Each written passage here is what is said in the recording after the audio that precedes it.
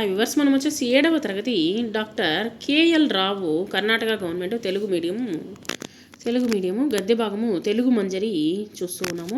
క్రింది ప్రశ్నలకు సరైనటువంటి పదాలతో నింపండి. ఆంధ్రులు గర్వించదగ్గ ప్రముఖులు అన్ని రంగాల్లోనూ ఉన్నారు. Madras central railway station Cooum నది గట్టున ఉంది.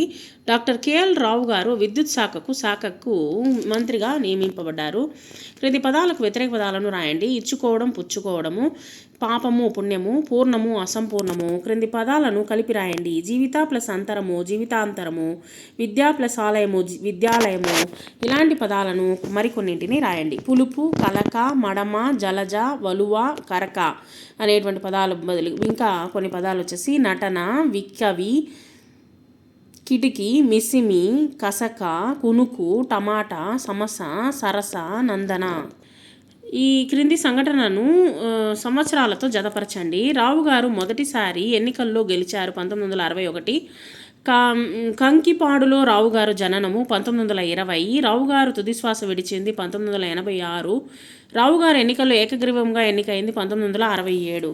క్రింది ప్రశ్నలకు ఒక్కొక్క వాక్యంలో జవాబులు రాయండి. రావు గారు పూర్తి పేరు ఏమిటి? డాక్టర్ కేఎల్ రావు గారు. వీరి పూర్తి పేరు కానూరి లక్ష్మణరావు.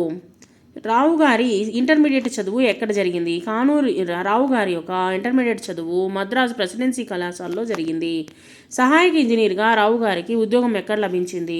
సహాయక ఇంజనీర్గా రావు గారికి ఇంగ్లాండ్లో దొరికింది. ఎన్నికల్లో మొదటిసారిగా రావు గారు ఎంత మెజారిటీతో గెలుపొందారు? రావు గారు క్రీస్తు 1961 సంవత్సరంలో సార్వత్రిక ఎన్నికల్లో మొదటిసారిగా విజయవాడ పార్లమెంటు నియోజకవర్గం నుంచి ఈయన ప్రత్యర్థిగా 20,000 ఓట్లు మెజారిటీతో గెలుపొందారు.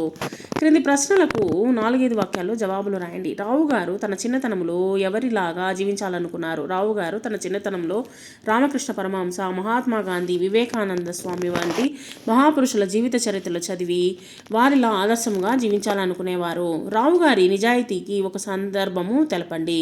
రావు గారికి విశాఖపట్నము జిల్లా బోర్డులో సహాయక ఇంజనీర్గా ఉద్యోగం లభించింది.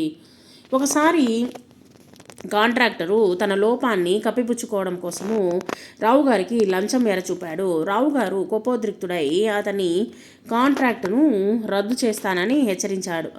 అది రావు గారి నిజాయితీ. ఇక్కడ సహాయక ఇంజనీర్గా రావు గారికి ఇంగ్లాండ్ అని చెప్పున్నాము, విశాఖలో దొరికింది. సరే, విశాఖపట్నంలో దొరికింది. ఇది రాంగ్ ఆన్సర్. సో ఇది వచ్చేసి కరెక్ట్ ఆన్సర్. విశాఖపట్నంలో దొరికింది. రావు గారి ప్రమేయం ఉన్నటువంటి ఆనకట్టలను తెలియచేయండి. రావు గారి ప్రమేయం ఉన్నటువంటి నాగార్జున సాగరు, కాటన్ బ్యారేజీ, ప్రకాశం బ్యారేజీ, శ్రీశైలము, ఇడుక్కి, కోయనా, భీమా, నర్మదా, బాక్రానంగల్ వంటి అనేకమైనటువంటి నదీలోయ ప్రాజెక్టుల రూపకల్పనలోనూ నిర్మాణంలోనూ రావు గారి ప్రవేశం ఉంది.